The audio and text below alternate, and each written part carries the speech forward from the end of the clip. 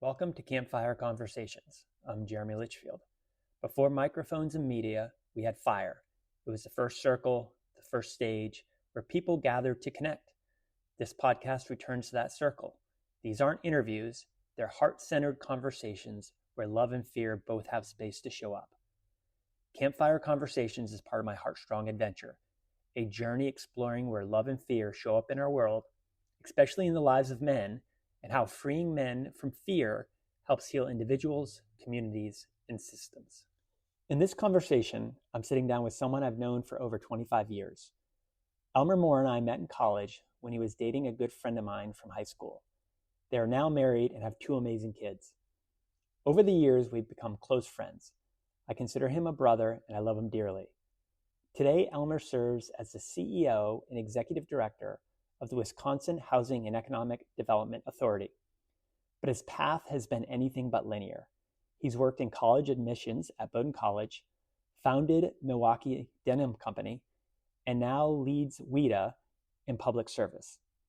What we talk about in this conversation goes deeper than career. We talk about purpose, about vulnerability, and what it means to be a man who's learning to lead with love instead of fear. We built a fire together on the coast of Maine. We talked for over 2 hours. We actually had two conversations. The first one got cut off because my phone died. Total rookie mistake. So we picked it back up virtually a few weeks later. What emerged is a conversation that names something we all feel, but very rarely say out loud. That loving yourself through the process of learning what you're not might be the bravest work there is. If this work resonates with you, I would love your support.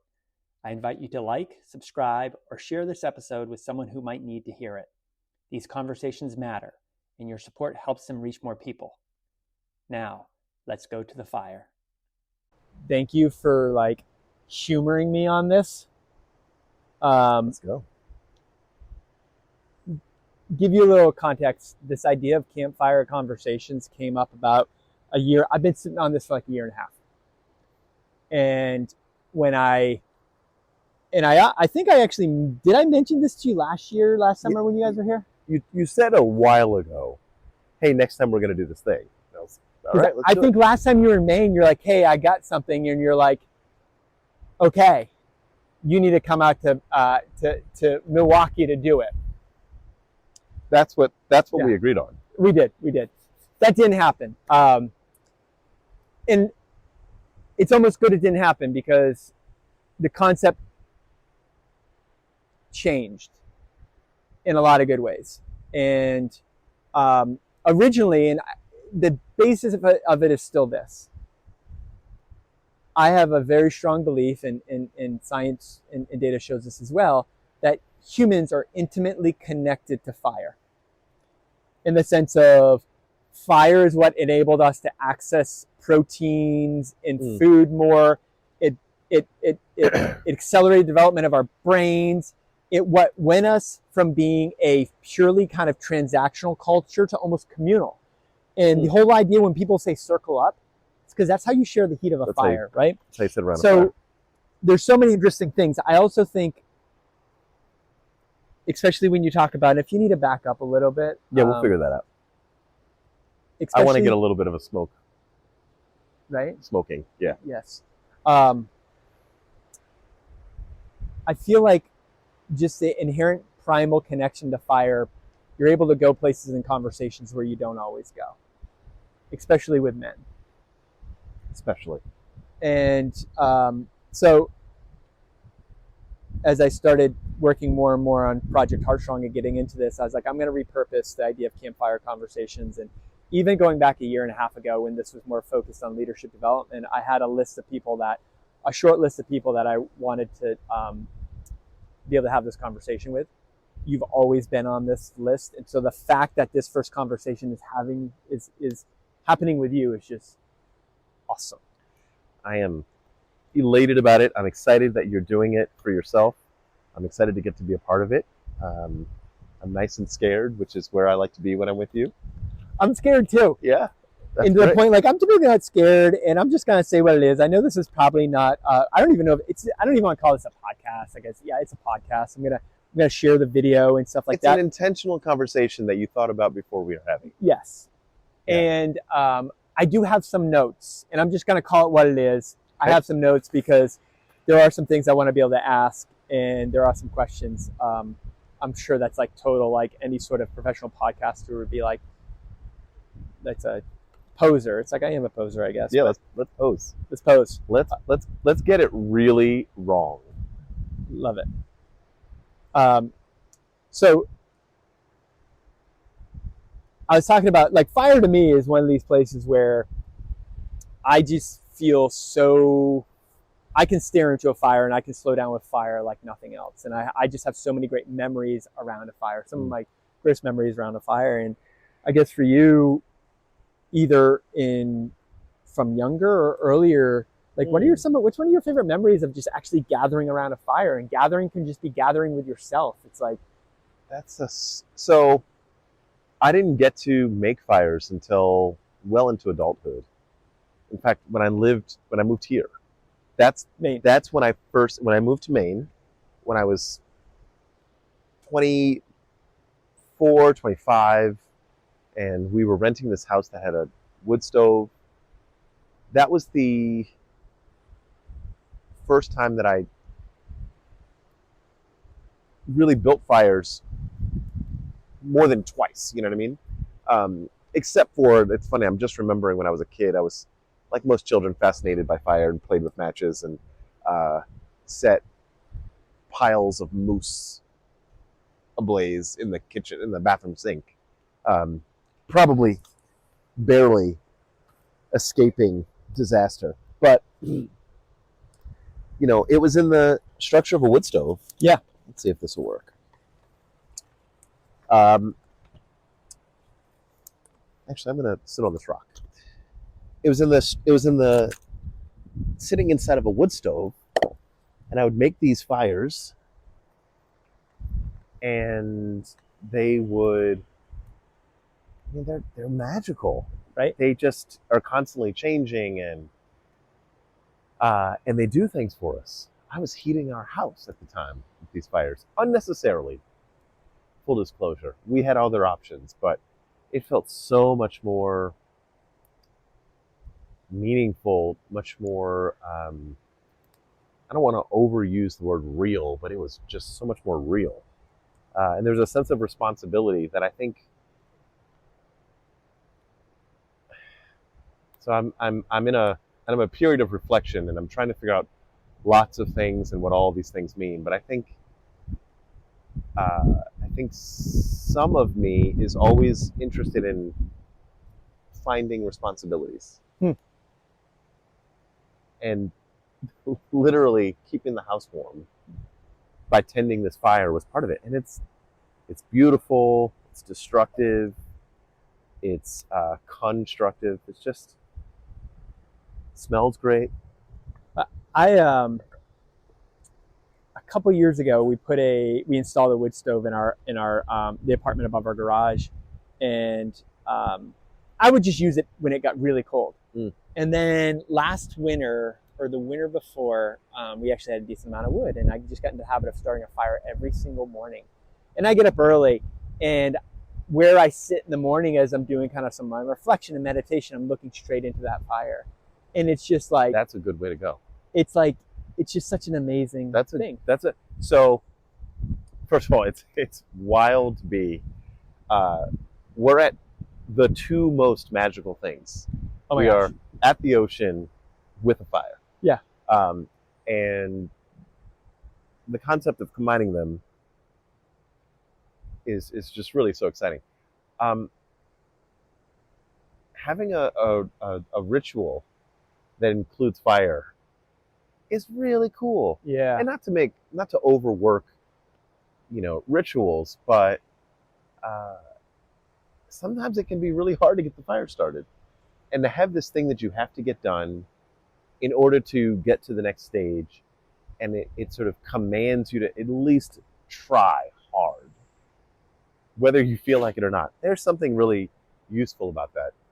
Well, I even think it's funny because even when we were starting this fire, it's like, okay, yeah, we were going in, let's do the bow drill, and Yeah. I got lazy. I didn't bring. I was like, I'm just gonna bring this. I didn't bring like some of the stuff I should have brought. And at the end of the day, we did not start this with the bow drill. But here's the thing that's so great about fire. Yeah, no, but there are days where I pack the stove every night in the winter, and I'll pack it, and I'll get lazy, and I get overconfident, and that's the one thing about fire is it's humbling. Because at the end of the day, fire is always in control. It's like nature. Nature's going to win. Fire's going to win.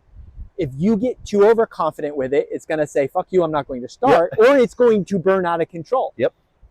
If not burn you in the... Exactly. And so that's like, there's this thing, it's so much better than just turning up and down the thermostat. So the... it's got all the senses. It's really... Yeah. So I remember things periodically. I'm like, oh, right. I love fire. So you get the fire pit, and I live in the city, and it's a whole thing. And I sit in the backyard and I light a fire, and I curse at the street lamps that are making it brighter than But I tell you what, sitting in my backyard, where I might occasionally hear an ambulance or a police car, but with a fire, life is still pretty good. I am so with you. This past spring, I did a huge project in our yard where I built kind of more outdoor living space with the intent of being able to have a better fire pit. Mm-hmm. And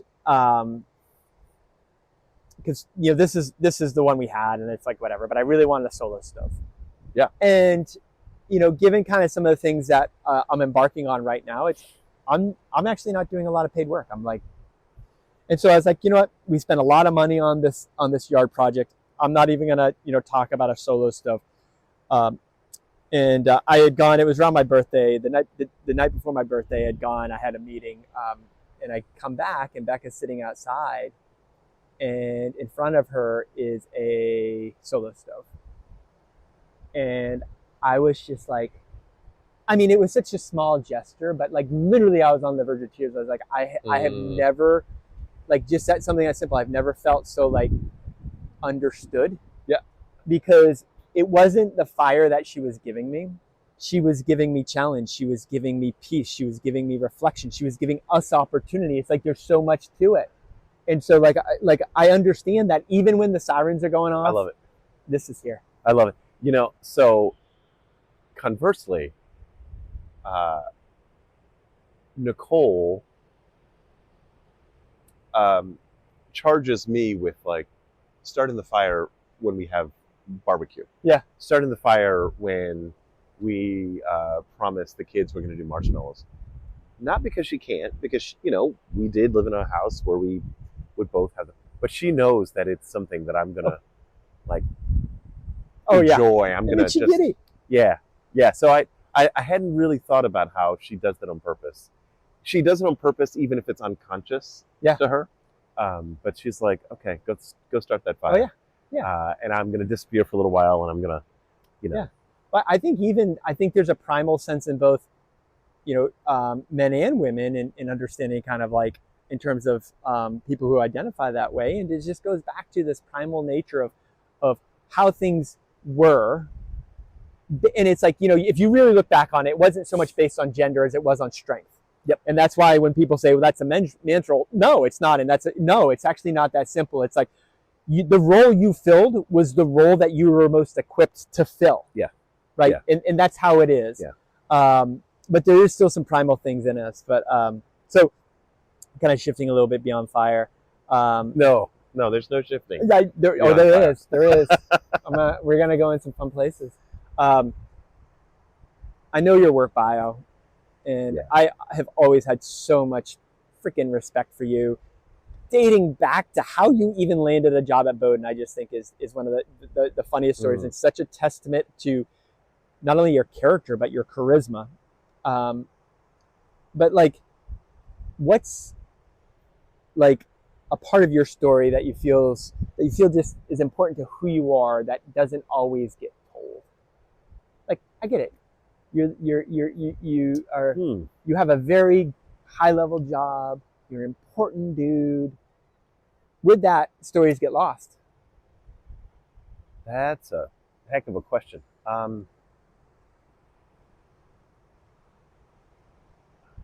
So let me tell you the thing that I wish people knew, or I wish people thought, but I never had to say. I love that. Uh, I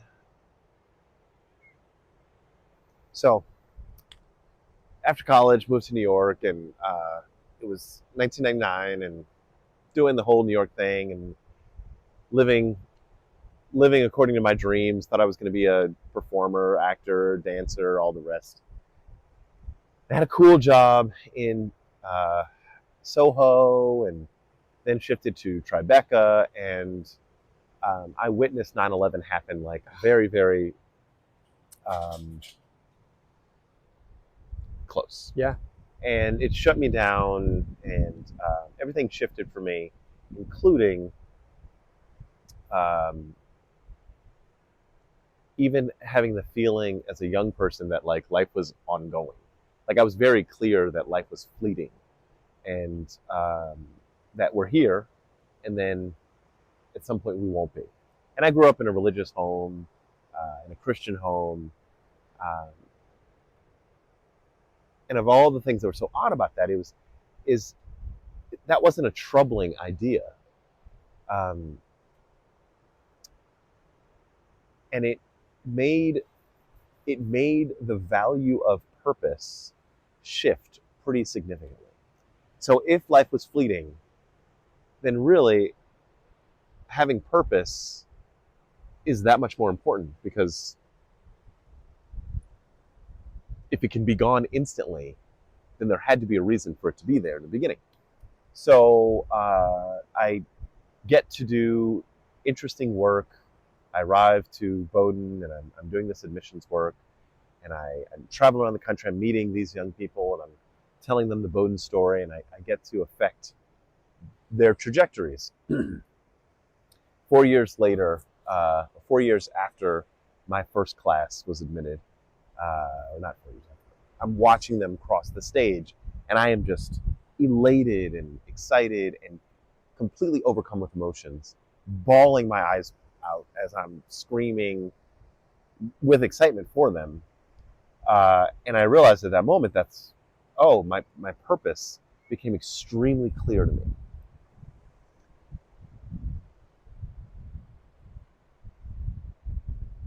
The thing that I wish people could know about me without me having to tell them is, however unsure I am about information, or skills, or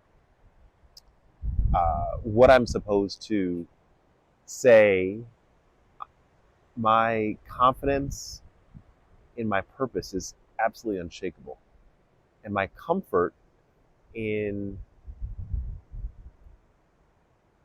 living my purpose without having to question how things relate to it constantly means that I feel a level of conviction about doing the right thing that is powerful, um, ongoing, and it's so central to how I show up in the moment, uh, that it can easily allow me to be misunderstood. Yeah. Um, so that's the thing I wish.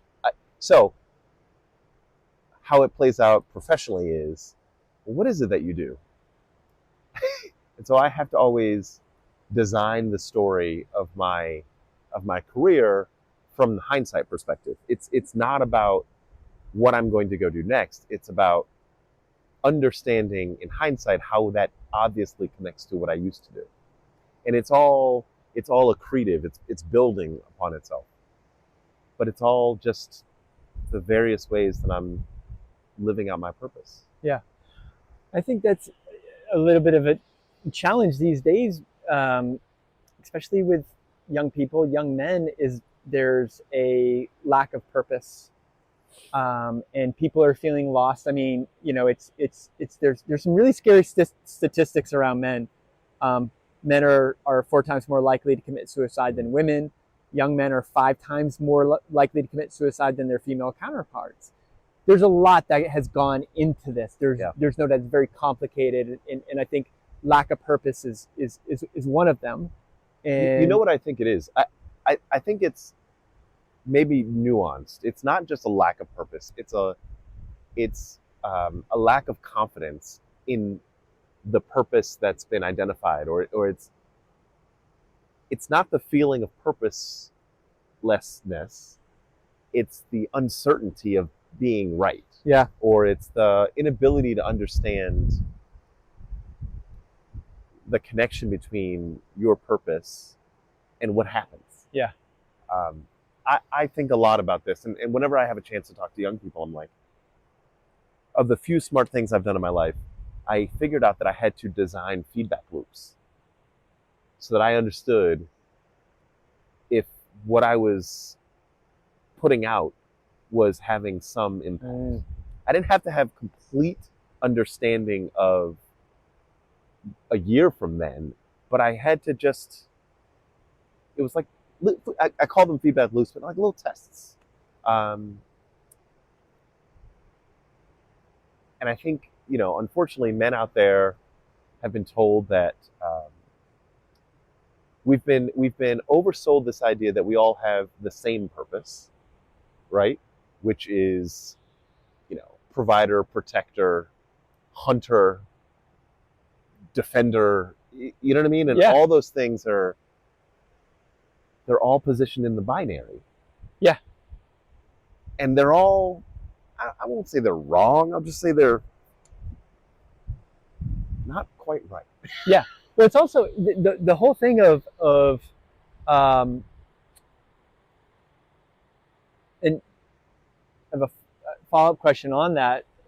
The whole thing of, for so much of history, this is what it meant to be a man, right? And no one questioned that. And then it got questioned and almost got taken to an extreme where it's like, no, men, you can't be this anymore. Mm-hmm. And then there was nothing else to say, here's what you can be. And I'm not saying, and this is the thing, is like, I look at what it means to be a man very much like I look at gender. Mm-hmm. There is no such thing as a healthy masculinity or toxic masculinity.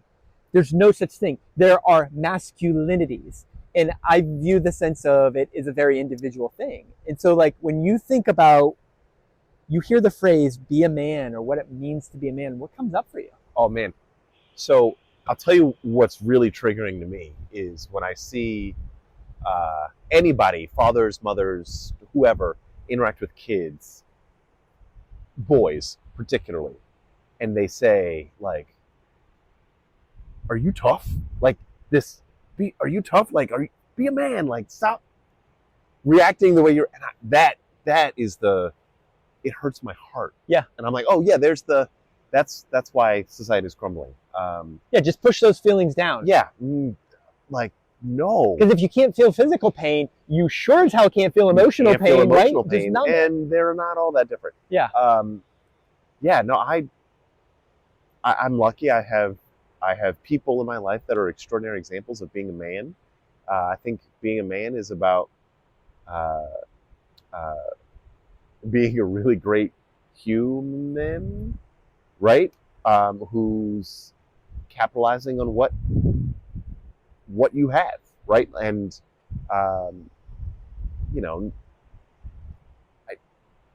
in some ways, I feel like as I get older, the sort of binary gender identities feels more comfortable for me. But if I thought about it, it's probably about the fact that I'm now a father, or a parent, and my partner, my co-parent, is a parent, and that I'm becoming a father, and she's becoming a mother. That's probably what's giving me this sense of gender. But yeah, all that to say, the be a man thing, ugh, I'm so bad at it. I'm so bad at it that I don't know what it means. I mean, the thing is like, I've always, and this is one of the things that I've always respected about you from the first time I met you back in college, is that here's this guy who I'm meeting is dating a friend of mine from high school, who's so comfortable and secure with himself, and he's into dance and theater and all these things that my fraternity bros would want to make you the brunt of their joke. And I'm just like, you actually can't do that, because here's a dude who's like, he's got it figured out, and the only reason why we want to make a joke out of it is because we ain't got our shit figured out yet.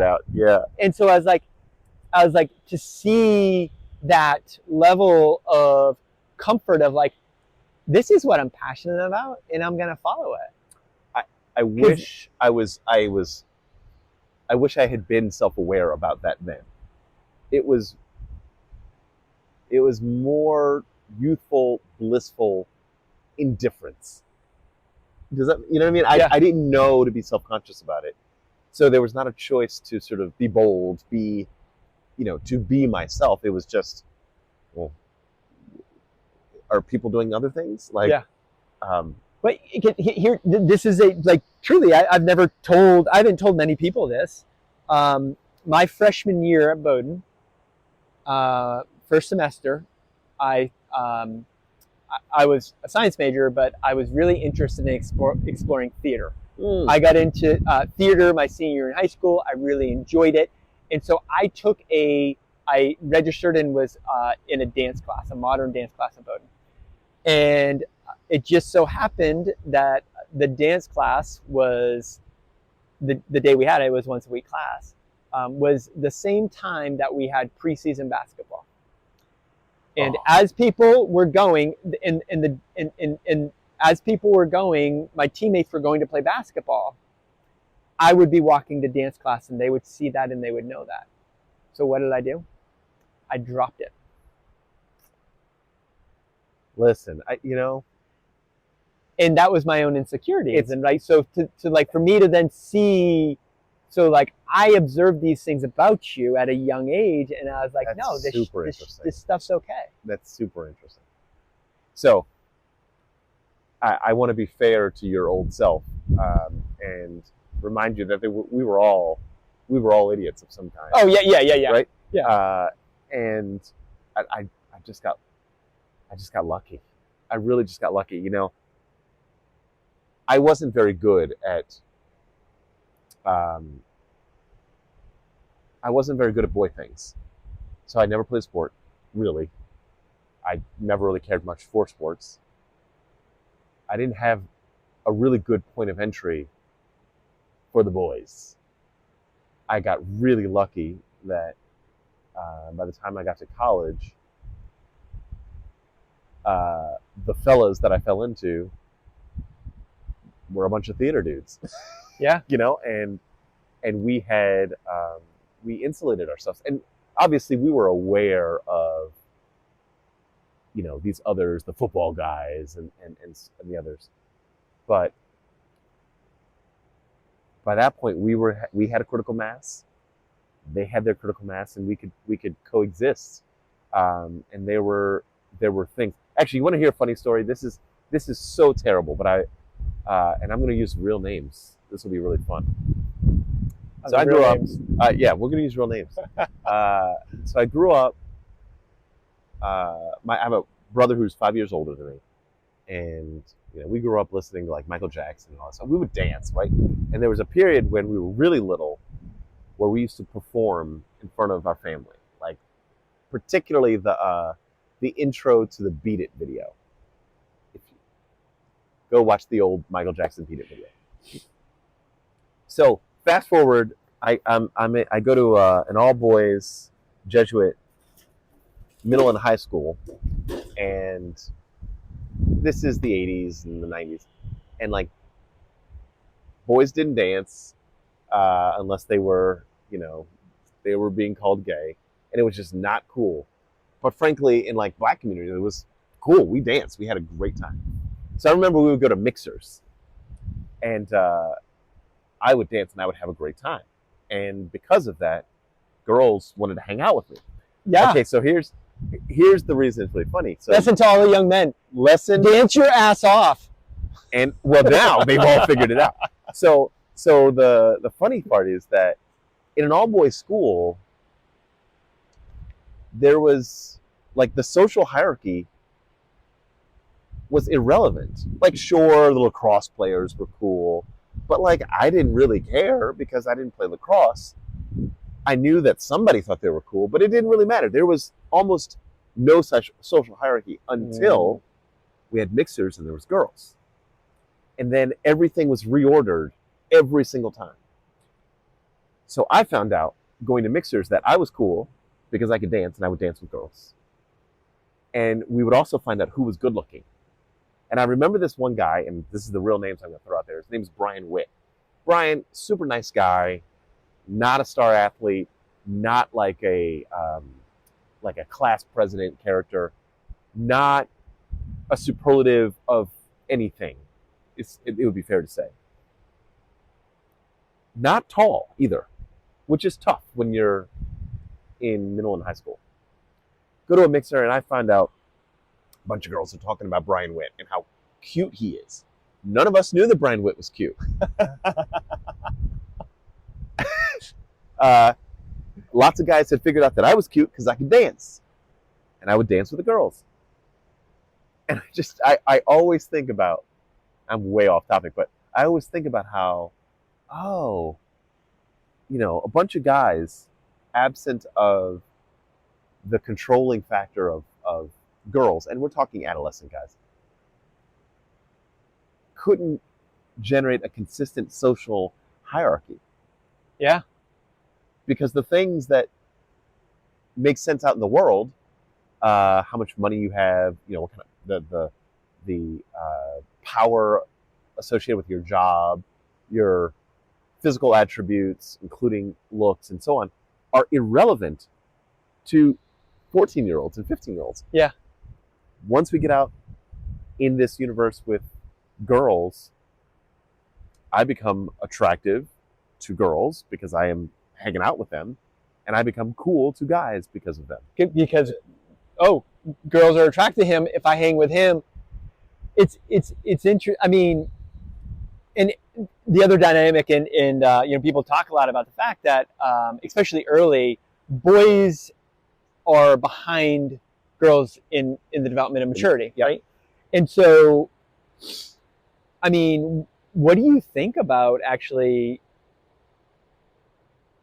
not having co-ed education where, because it's like, it sounds like what you were describing right there seems like a pretty healthy environment, because hierarchy can't exist, because what are we thinking about as boys who are heterosexual in high school?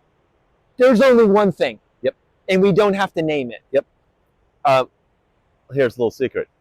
Do you want to know what boys who aren't heterosexual are thinking about in high school? Boys? The same thing, different parts. Yeah. It's your hormones are driving it. So I have thought a lot about this. And it's come back up now that I have kids. Good news, bad news. Single-sex education is phenomenal. It's great for boys because it can distract them from things that encourage them to do dumb things. Okay. It's phenomenal for girls because their academic achievements are unburdened by cultural expectations. Yeah. So girls that go to single-sex schools tend to perform better in math and science and so on because there's nothing telling them that they weren't supposed to be good at those things. However, really rough socially for girls because unfortunately girls are tough. Tough. But it's it can be really fantastic for boys. I wish everyone could have the right thing for them. I loved my Jesuit school experience. It'd be okay if we took a little bit of the Catholicness out of it. Yeah. And that's what I'll say about that. Yeah. No. Yeah. I can see it. I mean, but- it's like, it's interesting. In my high school experience was actually fantastic. Yeah. It really was. Well, you also went to a high school that was smaller than my private school. Oh yeah.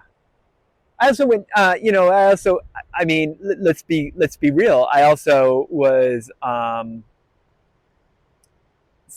and a good athlete. Yeah. You were smart, tall, good looking, a good athlete. But the whole good looking thing is debatable. Yeah. Well, But we'll. you grew into it. No, I grew out of it. I went from being okay to look at to looking like an alien. Yeah. Oh. And then I look at like some of my Catherine Appleyard. Yes. Yeah, of course you do, because her dad, Jonathan Appleyard, Yeah. yes, I'm using his name here. Yeah. As he gets older, Famously gets better good-looking. looking, Famously good looking. and I look more like an alien. And Yeah. I'm like, this is not fair. This is not fair. We'll come back around to that. But I am in this moment with this 4.5-year-old son who looks 6, of really thinking about, like, well, what does it mean to teach him how to be a boy? And it's interesting because it's not even about teaching him how to be a man for me. It's what does it mean for me to teach him how to be a boy? Yeah. When well-meaning teachers, adults say, well, boys don't do that, or that's for girls. And, how do I want to navigate when we're shopping and he wants the pull-ups with princesses on them? What do I want to say to him when we're getting dressed in the morning and his little sister is putting on a dress and he's like, well, where's my dress? And it's this Wow. It's a conflict of kind of my political identity, my cultural conditioning, and my own, like, how do I want to show up as a parent that's a man? Right. Yeah. And being a parent that's a man, I want to believe is a little bit different than being a father. Yeah. And what does it mean for me to be a father about this? And so the answer is, you buy the pull-ups.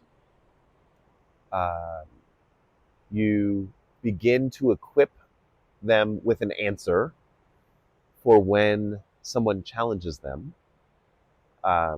You start to have a real conversation with your spouse about how do we want to navigate if our son today decides something else later. And that's how you do it. Yeah. And my favorite part is you overwhelm them with affection. Yeah. It's. I mean, there's so many interesting things there. And when you talk about, well, where's my dress? And because here's what we're talking about. We're talking about pieces of fabric. And it just so happens you and I have been in the apparel industry. We're talking about fabric that isn't cut and sewn in the middle to create two legs. That's what we're talking about. Yeah. And society has said, no, that's not for you. But then there are some cultures where they say it is for you. Where it is for you. And by the way, a lot of cultures where some version of a thing with a skirt that isn't separated as at the crotch, as you suggested, is for everyone.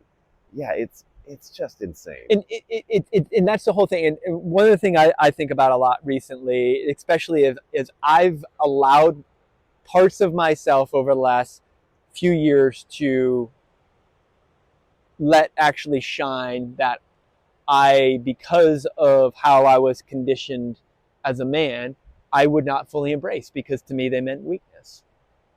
Like what? Like, discovering, and I knew it was all along. It's like, Christ, Elmer, when I was 8 years old, 7 years old, when did We Are the World come out? Oh, that's about right. 7. I would sit in my room, listen to that song, and sing it Yeah. cry. Yeah. Because because song, you have a soul. I felt that song so deeply. I would do that. And then I realized, oh, boys and men aren't supposed to cry.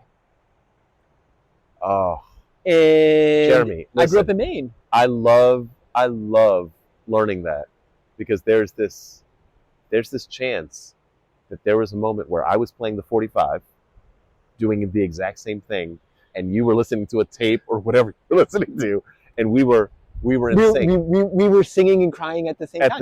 And you know what? And we didn't know that each other existed, and we both thought we were the only ones.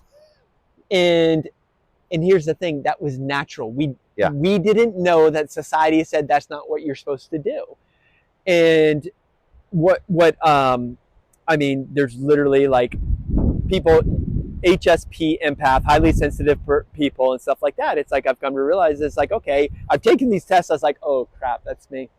And I didn't like to consider myself a sensitive person. I'm a tough guy. I'm a Mainer. Oh, interesting. And then I was like, through a lot of work and even conversation with Becca, you come to realize it's a superpower. I can feel things that people can't feel.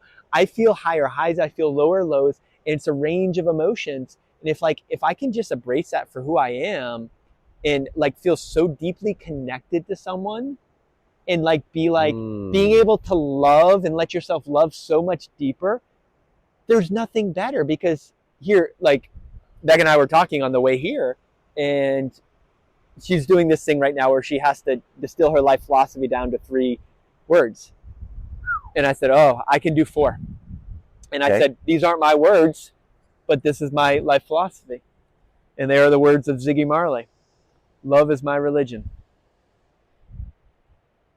It's that simple. And I'm not talking romantic love. No. I am talking the love of the sense of agape and eros and philia and all of them, actually. Yes.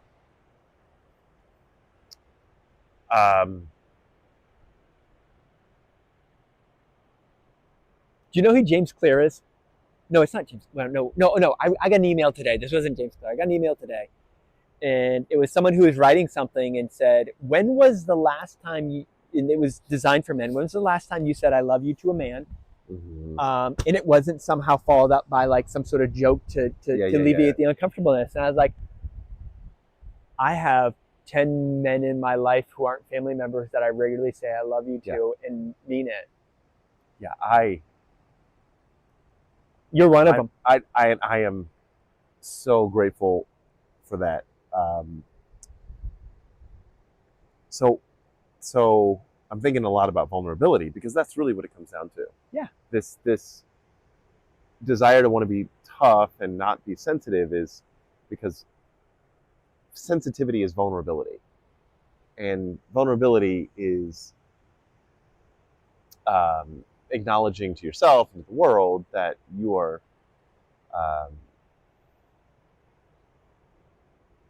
not impervious to life. And I am generally terrified.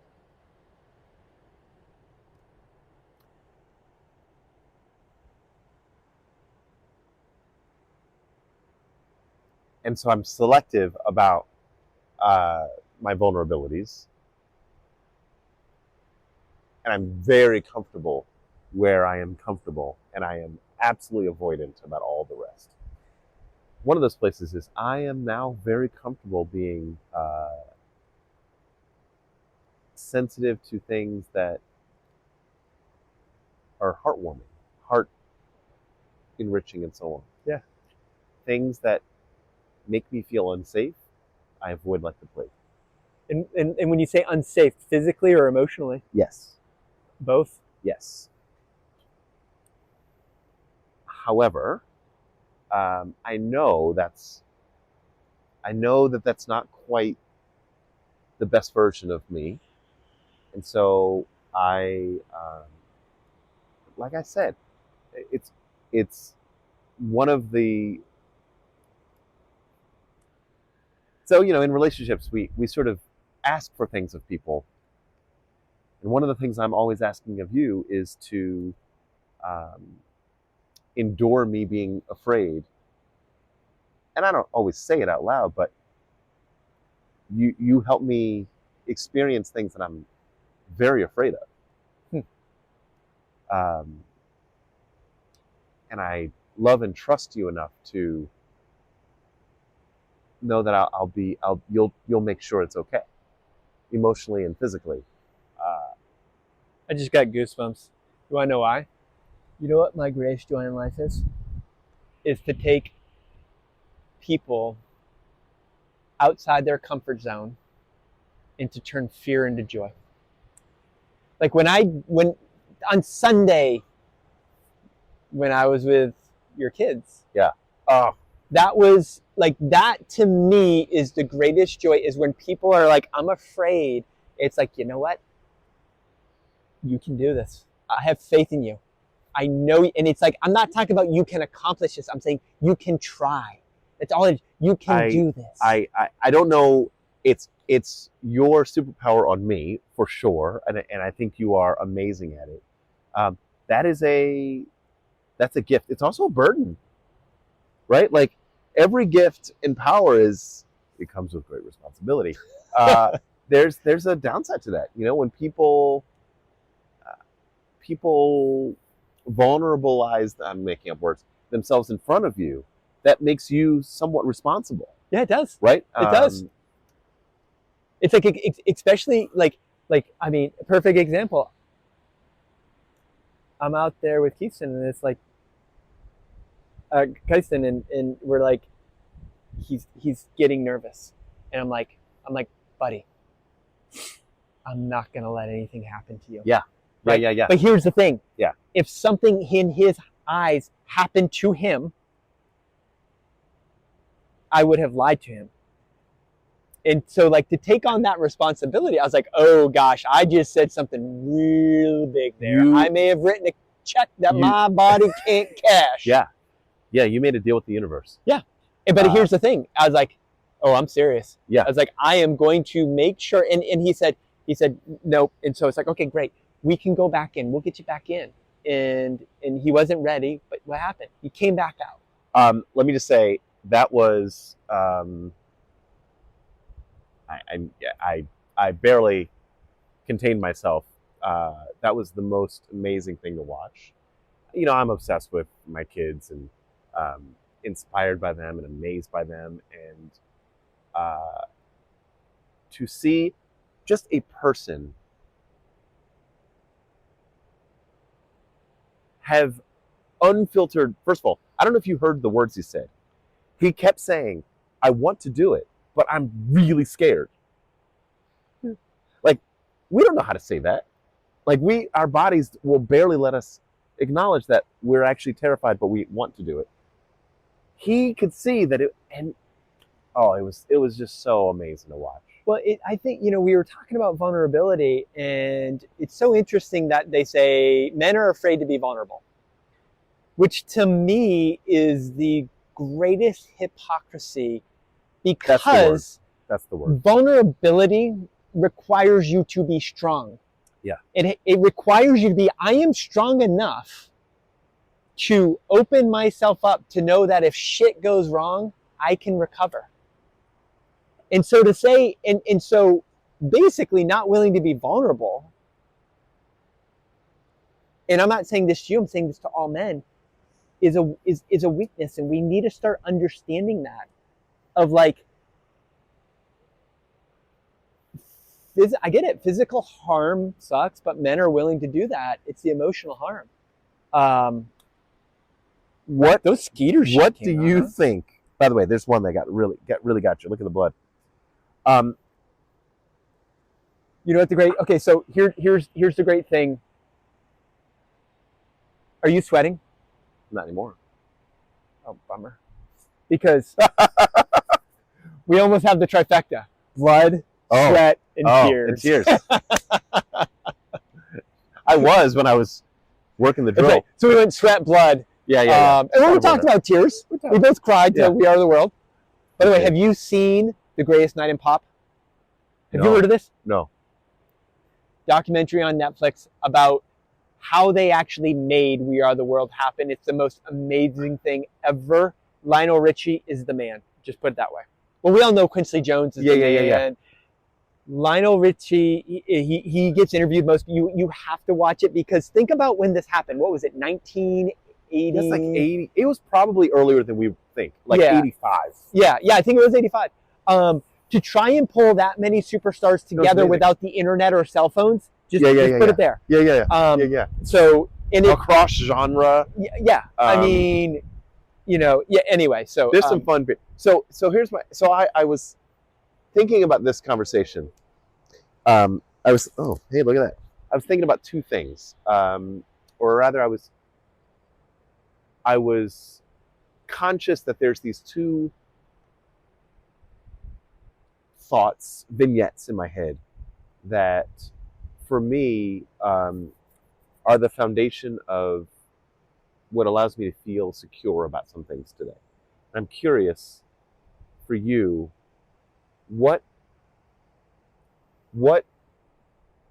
on what do you base your sense of security, your sense of confidence to sort of be who you are and do what you do?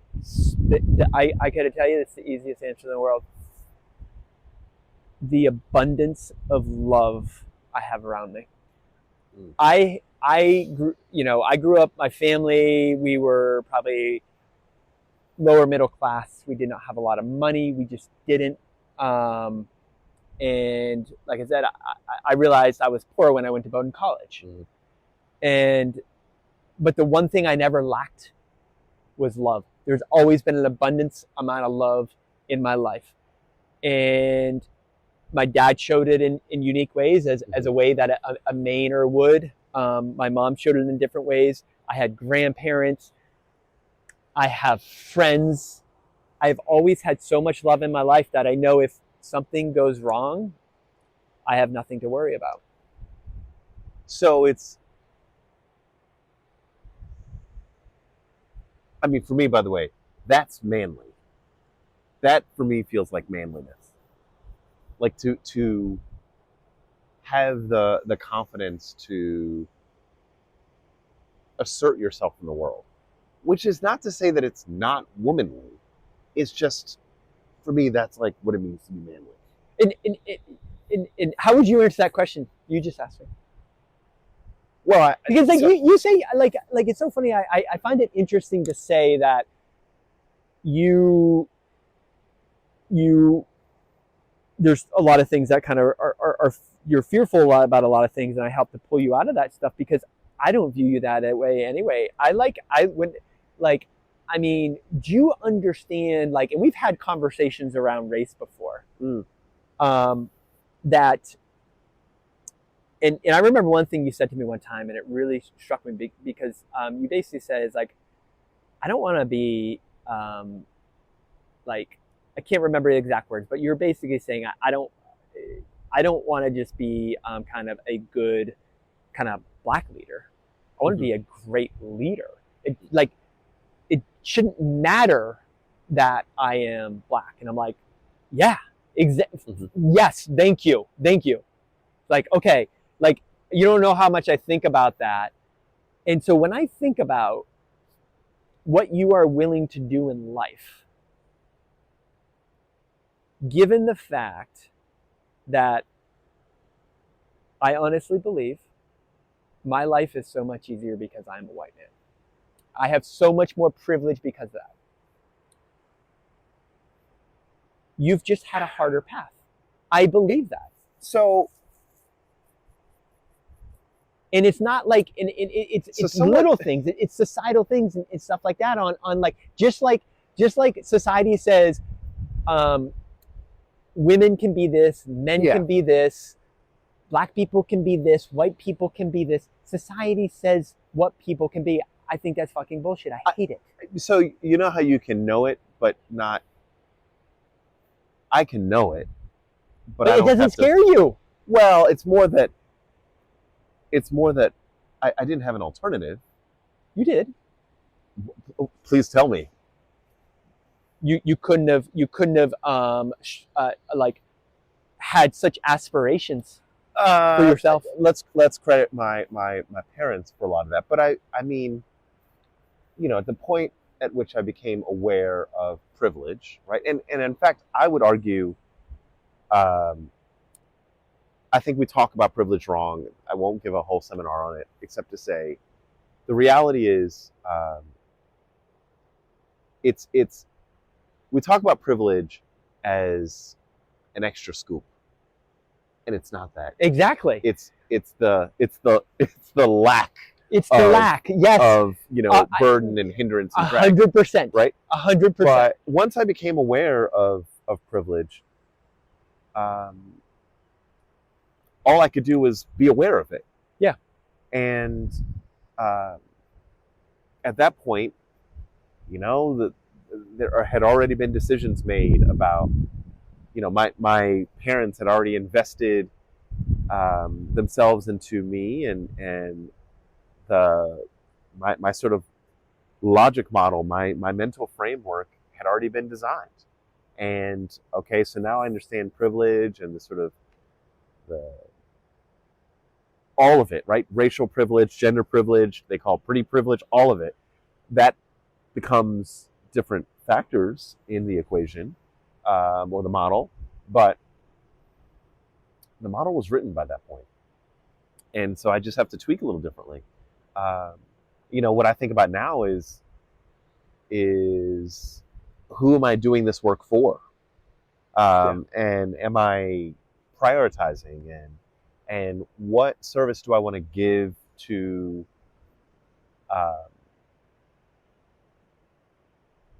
being a role model specifically for? Do I want to just go hard and whatever happens? I'll say this differently. So I was listening to Nikki Giovanni did an interesting podcast interview, and the interviewer said, "What do you asked a question about her legacy?"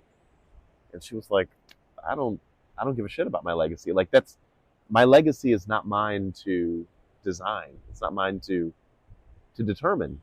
Yeah. She feels encumbered to do what she does. Yeah. And when she is done, what will be of it is someone else's problem. Yeah. And so, beyond what I owe to my children, what I choose to owe to my children and my family and my chosen and born with family, what I choose to owe them is determined. I've decided. But what I owe everything and everyone else is in question. Now, what's my point? My point is, because I am so absolutely clear about this purpose,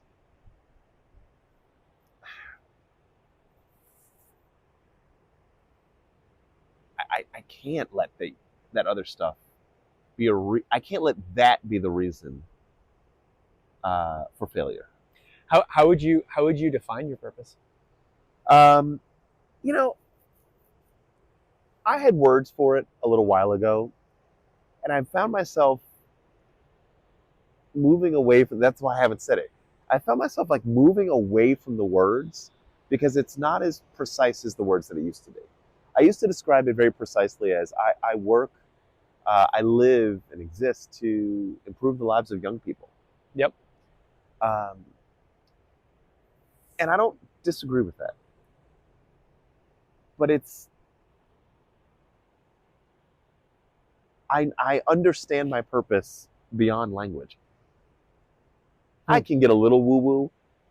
That's probably the woo-wooiest thing I've even said out loud to myself. Yeah. That I actually, it's not an image, it's a feeling. Yeah. Like yeah. I experienced it. I experienced like watching these people walk across the stage graduating. I was like, oh, this is it. this right here, the feeling I'm having right now, this is what I exist to do.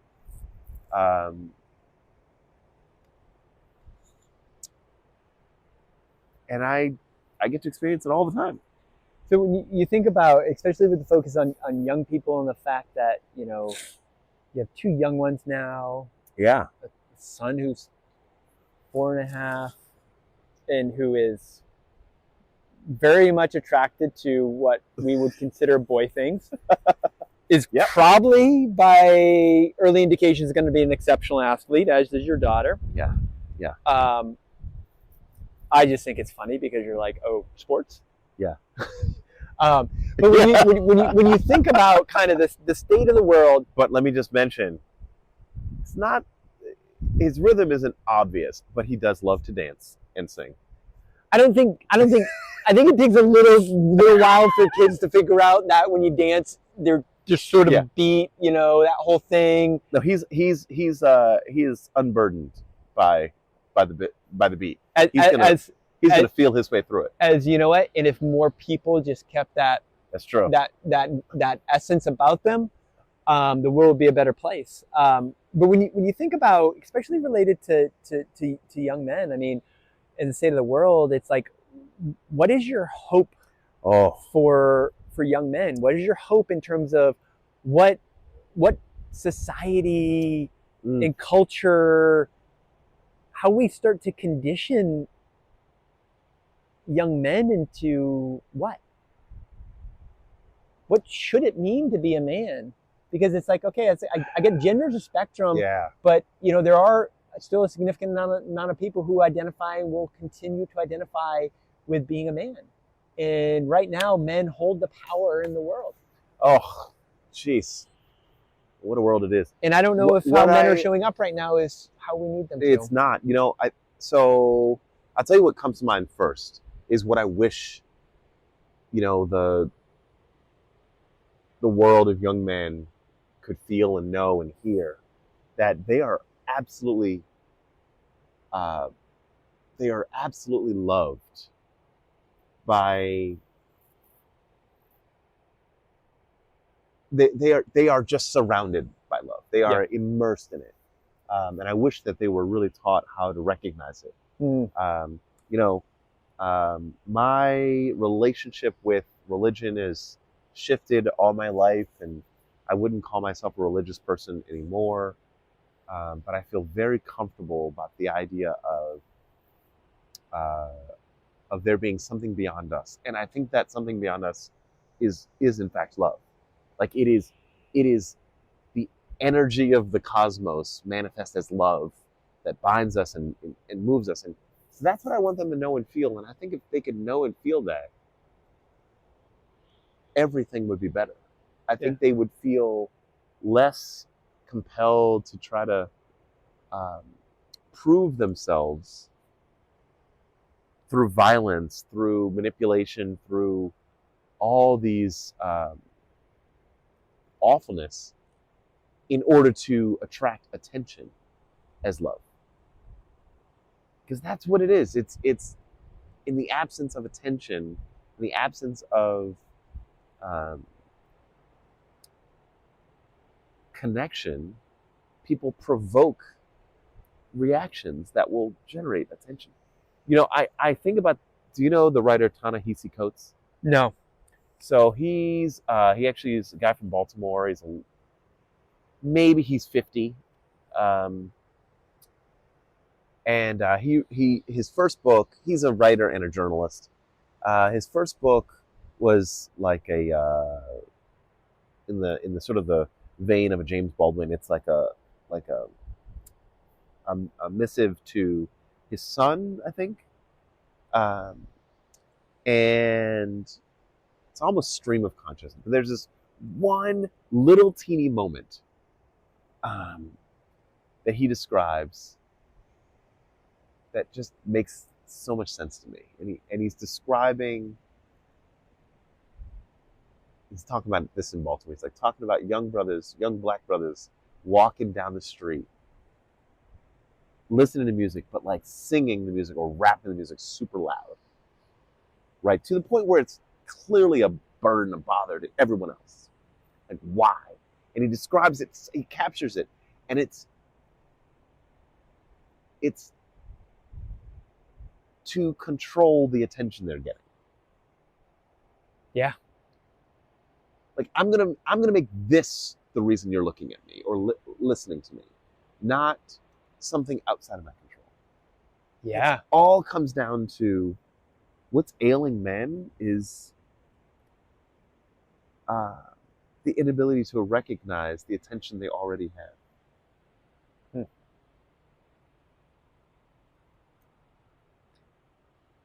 I think, number one, that perspective, sharing that perspective is super powerful. And it is so, I think it's like,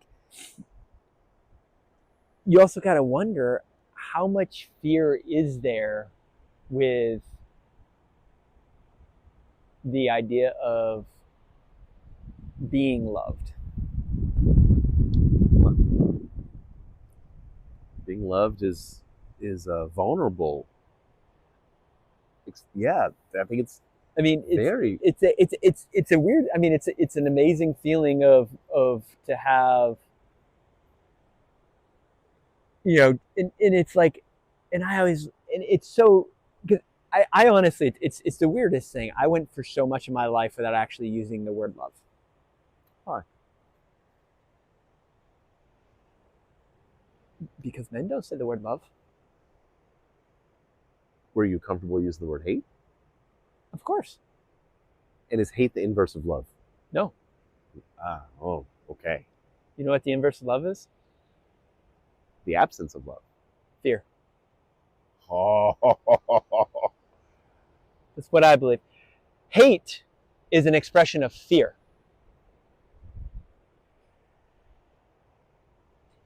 I don't like the word hate, and I typically don't use it. I don't like to hate things, even as much as sometimes my body tells me that, because here's the thing. Hate takes a lot of energy. Love is easy.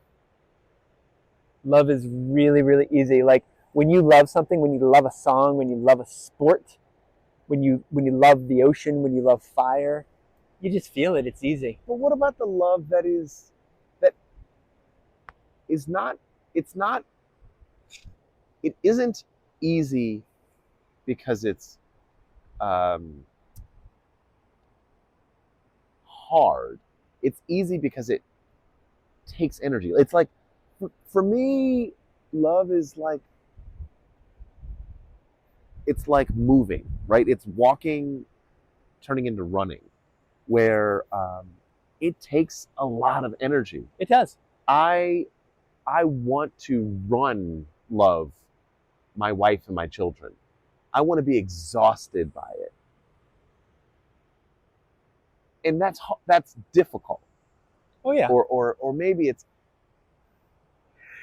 and when I say love is easy, it's easy in the sense of, and it goes down to the fact, and it's I'm sure it has been said before this, but Nelson Mandela said it. It's like, people are born knowing how to love. Yeah. They're not born knowing how to hate. And I had this thought the other day, and I don't want to get into actually saying where it came from, but take sports in our culture, right? Where we at a very young age teach hatred through rivalry. Yeah. I hate that team. Yeah. Why would you want to teach someone to start to teach that hate is even a thing? You can say, this is my team. Right. So it should be, I love my team, and so I want us to win. Yes. Not, I hate that team, so I want them to lose. Because you know what ends up happening, and like, I think back to, like, when I was big into the Red Sox. Because I loved the Red Sox, I hated the Yankees. Right. Because I hated the Yankees, I hated players on the team. I don't know those people on the team. Like, how could someone hate someone like Bernie Williams? Right. You can't. Bernie Williams is an amazing human being. And at the end of the day, we're all amazing human beings. We all have trauma. So why should we let something as silly as a sport that is supposed to bring us joy why would we teach kids to hate that way? When they intuitively love the team, they start from a place of love. Right. And then why do we have to take them to hate? Why do we degrade it? So then the wish becomes for men of all stripes to be without fear. Yes. Exactly. That feels yes. It's for men. It's for the 18-year-old Jeremy to say, I'm not going to fear what my basketball brothers think about me taking a dance class. Right. Why? Because it just feels right to me. That's something I want to explore. You know, it's the fact that the young 18-year-old, Elmer Moore had the love of pursuing theater and dance. That's right there. I think that's my wish for that's my wish for everyone. Right. It's like I am weirdly into female empowerment music, like Sarah Bareilles, and one of my favorite songs right now is "Fight Song" by Rachel Platten. Okay. Because I hear these songs, and I just want to think about these young girls and women who are listening to this, and I want to look them and be like, listen to this, because you can do and you can be whatever you want. Do not let culture and society tell you who otherwise. You and you cannot be. And it's not just men. It's not just women. It's men. So there's a parallel. There's a parallel, right? Which is there is such thing. There's the female empowerment music. There's the fact that we call the idea that both genders or all the gender identities are equal. We call that feminism, right? There's a reason we give a promotion to the disenfranchised, right? There's a reason why you can have kind of like Black Power stuff, and it doesn't necessarily equate Black nationalism. So, an inverse, it isn't.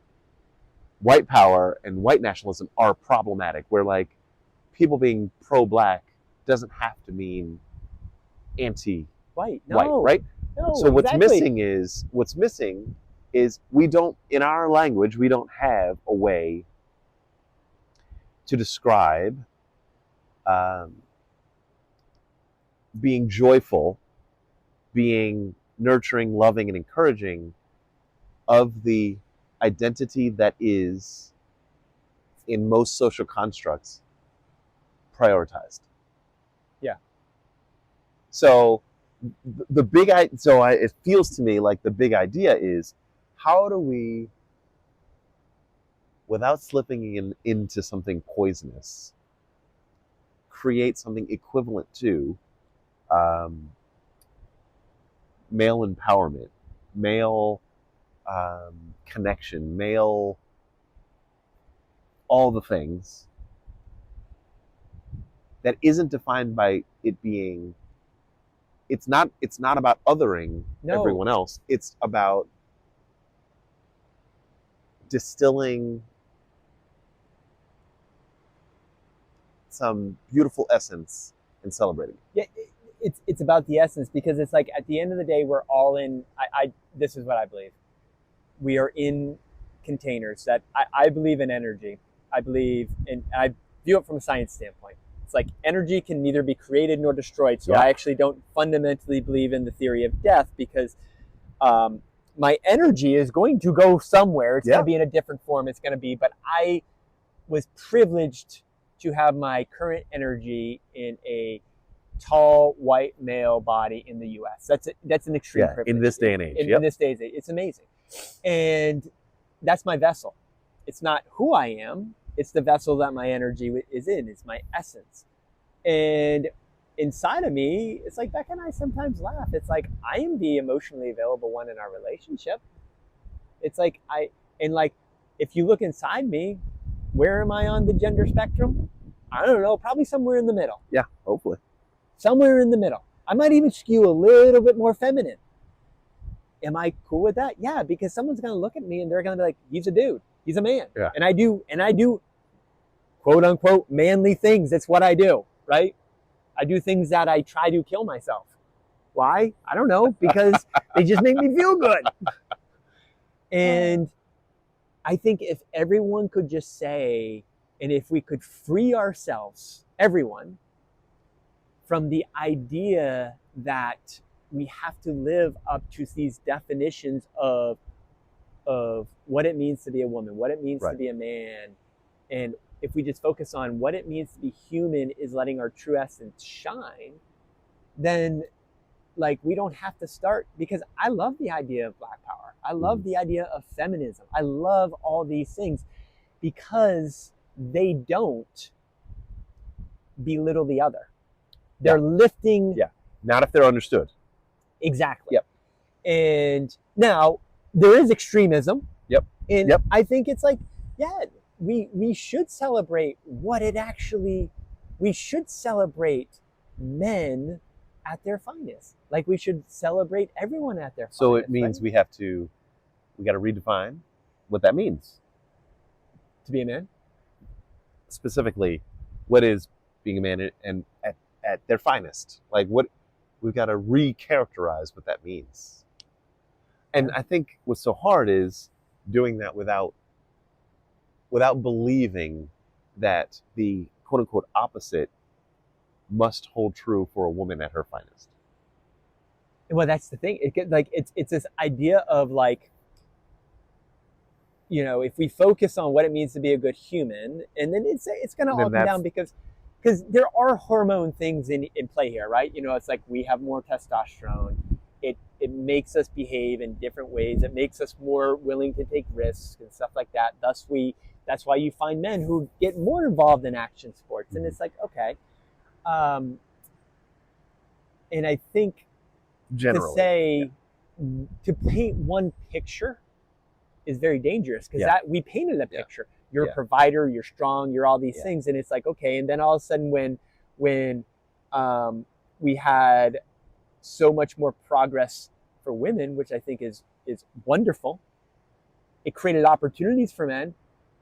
What happened is too many men saw that as a threat. Mm-hmm. And it's like, no, this creates opportunities for you to explore so many different things. This opens a whole friggin' new world for you, right? And we haven't viewed it that way. So I view it as we need to look at all these different like amazing things that men are right now and put those up in culture and stop putting fear-based levels of success up there. I'm sorry, but when you start to talk about the way that Elon Musk and Donald Trump and Mark Zuckerberg are leading, it's driven by fear, and this is what society holds up because they're measuring it by the dollar. It's like, but what about the people like Eddie Vedder and Dave Grohl and Travis Kelce and these people who are incredibly successful but are coming at and they're far from perfect, because we're all imperfect humans, but come at it with so much kind of love and heart, you know, soul to it. Yeah, for sure. Yeah. So final question as the fire goes, and the funny thing is we have this on video, and who knows what it's going to look like, but we got the audio. That's all that matters. The fire's coming to an end. I got to tell you, if, God forbid, you get back and you forgot to push a button or the mics stopped, I'd be okay. It took me a while to be okay, because I'm like, there was some awesome stuff in here. Yeah. No, I would. But you know what? I would say I would too, because this conversation, I had no idea how it was going to go. And I had this piece of paper that I didn't look at the entire time because the conversation just went where it Well, needed to go. And it was like we've had some great conversations, but we yeah. went places we've never gone together before, right? And we got to do it with a fire in front of the ocean. Oh my gosh. So what's the one fire that you think we need to tend in society today? What's the one fire that we need to tend? It's like I love the analogy of a fire of like I'm always just thinking about this thing. What's the fire I need to tend to myself? What's the fire I need to tend in someone else? And what's the fire that we need to tend as a community? So it's unfortunately, I work in a highly political context, and my brain is very often defaulting to that. And what confronts me every day is, and I'm going to oversimplify it to make the point, but I don't think I'm doing it any injustice, that the difference between the primary political identities is one side believes that it is largely responsible, that one side is filled with people who believe that they are responsible for one another, and the other side has decided that its exclusive responsibility, or their exclusive responsibility, is to themselves, individualistically. That that my fire is my fire, and that your fire is your fire.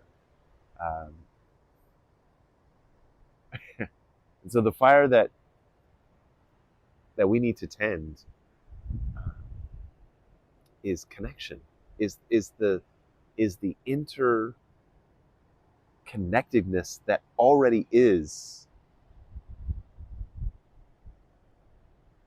that like the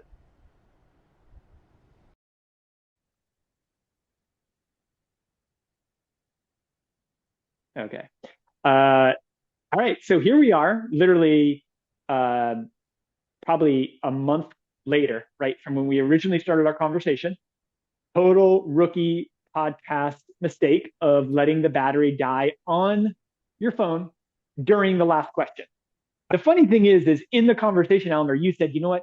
If none of this got captured, I would still feel good about it. And I said, me too. And then I had a fear that I lost the whole thing initially.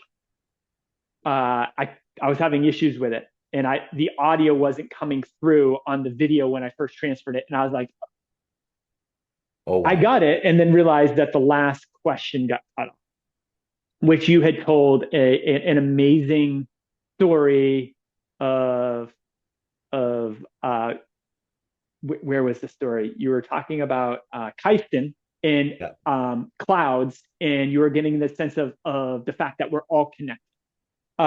So we might return to that. But just wanted to come back, and because before we started, you were bringing up some interesting things, and we'd love for you to kind of just jump in, and we'll go from there. So I'm excited for an opportunity to talk to you again, just generally, and I feel particularly fortunate to have had the opportunity to reflect on the conversation we've had and keep working through a lot of the ideas, trying to make sense of it for myself. And I keep finding myself at a place of not quite confusion, but I don't have a really strong, clear sense of how to how to exclusively associate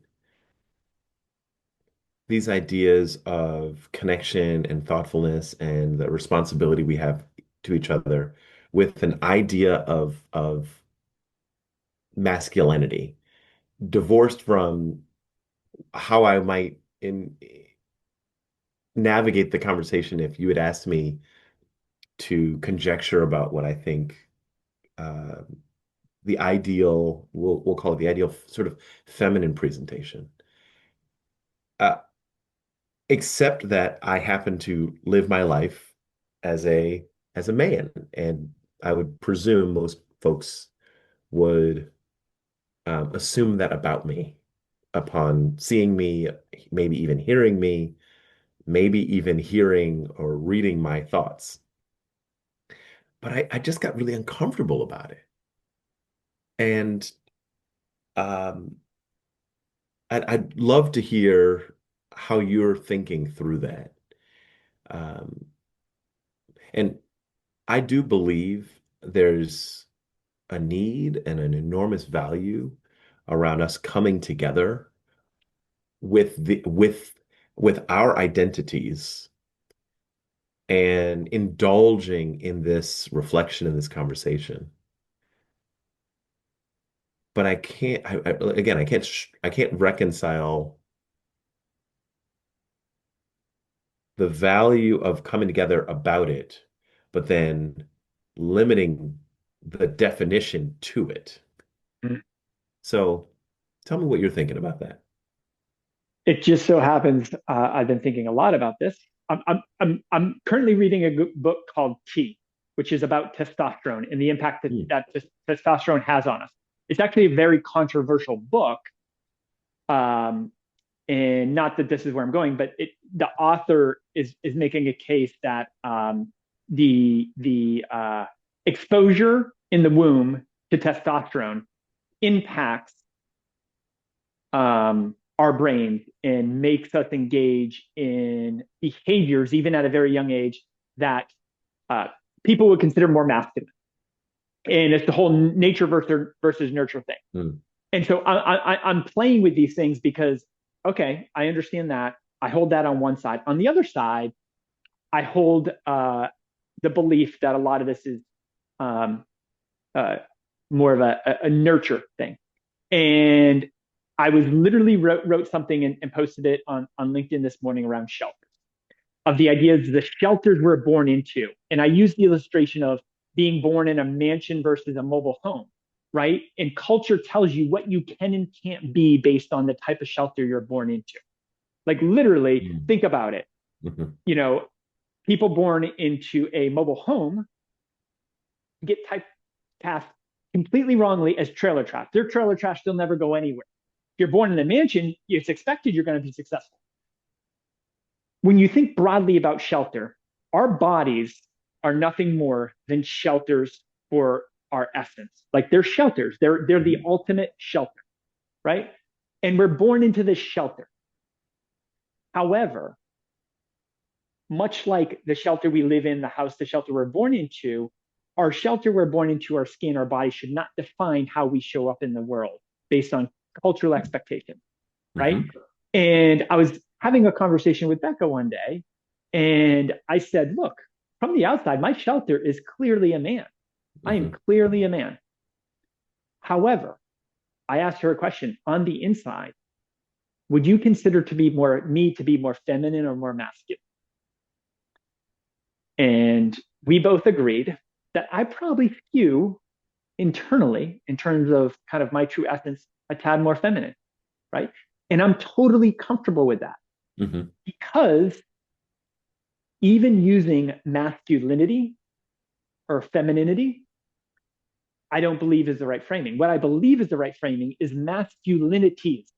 We all have different Yeah. versions of masculinities, and how you show up as someone in a male shelter, if you identify that shelter as being male, doesn't mean it has to define how you show up outside. Like we can live outside the boxes that we're we're we're born into. We can live outside the shelters we're born into. We don't have to accept these shelters for what they are. And so, even viewing it as feminine or masculine, I view it as a possessive, not a one or the other. Hmm. And it all ladders up to what does it mean to be a good human, right?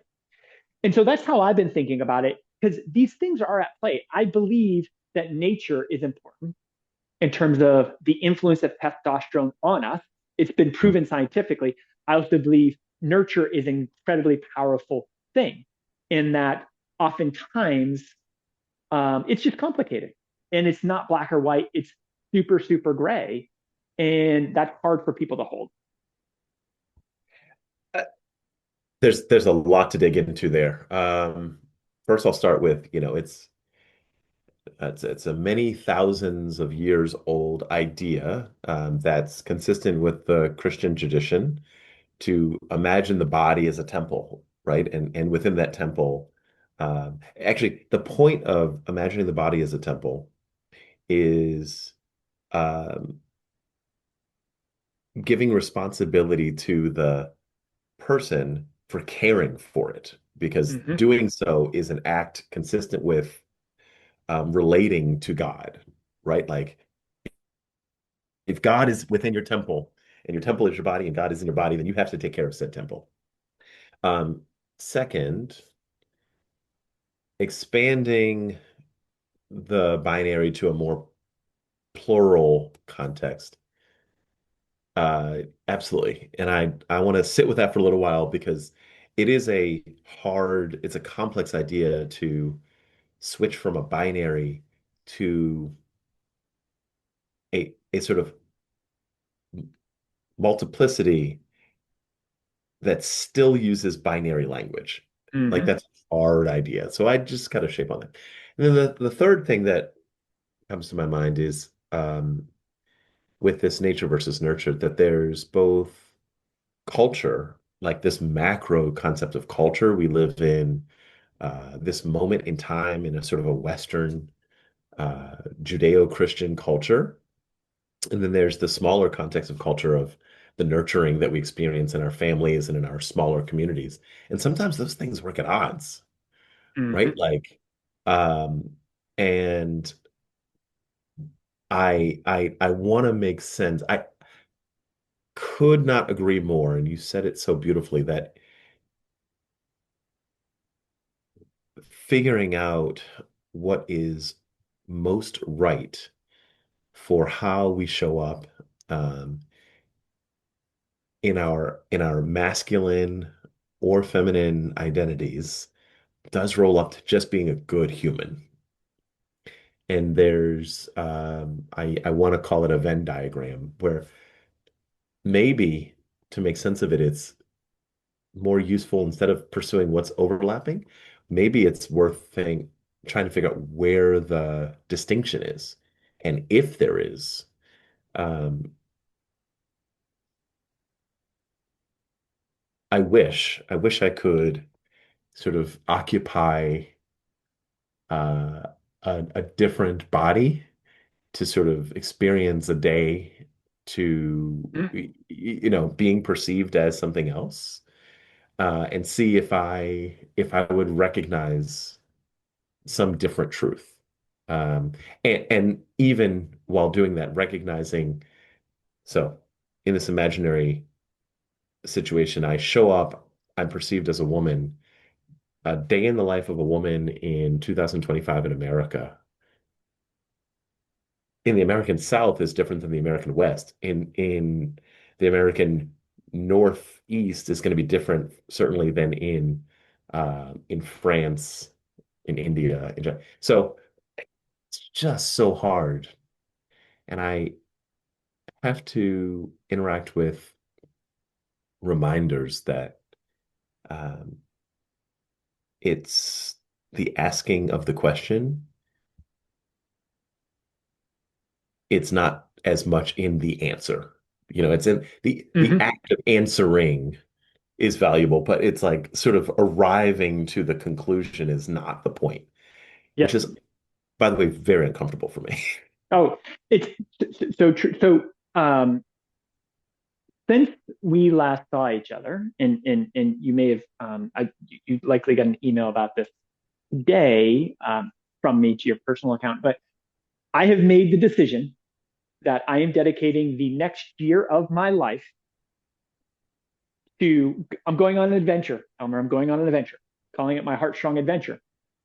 This adventure is I am exploring where love and fear show up in the world, Mm, especially in men, and how freeing men from fear based models of masculinities can heal individuals, communities, and systems. So I'm taking a very comprehensive look at not only biology and evolution. I'm looking at culture. I'm looking at arts. I'm looking at money. I'm looking at religion. I'm looking at spirituality. I'm looking at all these things. And I'm not necessarily seeking answers. I'm seeking questions. Mm. I have no idea, and this is scary for me. I have no idea what's going to come out of this. I am not making any commitments as to, okay, when this is done, what am I going to do? I don't know. I will decide at that point. What I do know is I am going to dive deep into this, stay very curious, and share what I am experiencing and learning with others for the sole purpose of hopefully getting people to think, to ask questions. Mm-hmm. And a year from now, what I'm going to do with it, I don't know. And I say that because we all want answers and we all want certainty. And we all know the only certain thing in life is uncertainty. Right. Amen. And I was having a conversation one day with someone about gosh, it almost sounds like I had a conversation with you on this. There's no playbook for parenting and there's no playbook for life. The only rule is never stop learning and growing. Mm-hmm. That's the only rule. For a noble, productive life, for sure. Yeah. And I think if you do those, you figure things out. And so, when you think about, as you think about this idea of, and bringing us back to a little bit to fire and where we were. And as you've had a chance to reflect on our conversation and even what we've talked about now, and as I go out into the world, and like Elmer, I'm going to be doing road trips. I'm doing a road trip from Maine down to Orlando. Then I'm going to go to Costa Rica. And then hopefully, if I can make it work, the Airstream is hitting the road next spring and we are traveling the country. And we're going to go into communities. And because this is about sitting down with people. Like this conversation is the first of many, many campfire conversations with both amazing thought leaders like yourself and people talking about love and fear and how they impact us, right? So as you think about these questions that we hold about what it means to be a man and masculinity or masculinities, what it means to be a woman and femininity or femininities, what it means to be a human in the ways that being a human can show up in so many different ways. What is that fire that you think we need to tend in society to help us start to show up more consistently as the humans that this world needs, right? And knowing that we're all imperfect, we're never going to show up perfectly. It's just reality. It's like one of my absolute heroes of love, Michael Franti. Some things have come out about him recently. He's an imperfect human. We talked about Michael Jackson and the complexity with that, right? All imperfect. So what do you think when you think about the fires we need to tend in society? I mean, I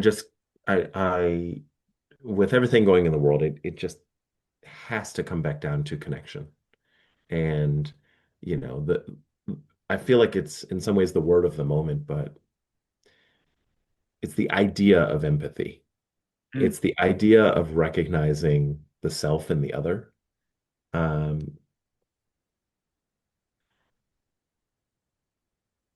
It just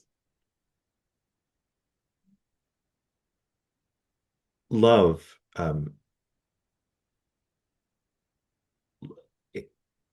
love and connection are not exactly the same, but they are absolutely interdependent.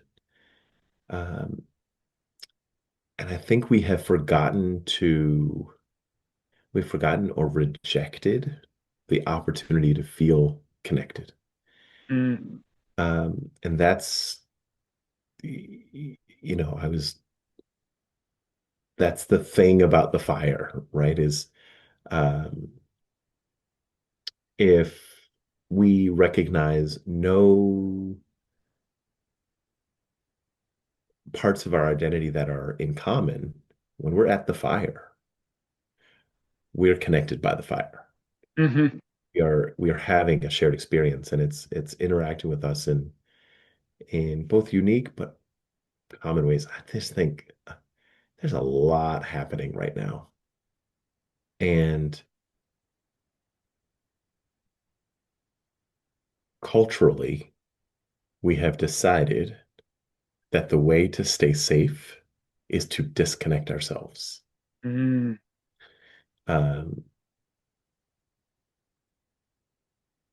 and I understand it. Um, I certainly do it. If we leaned into our human ability to connect right now, it would be extremely painful.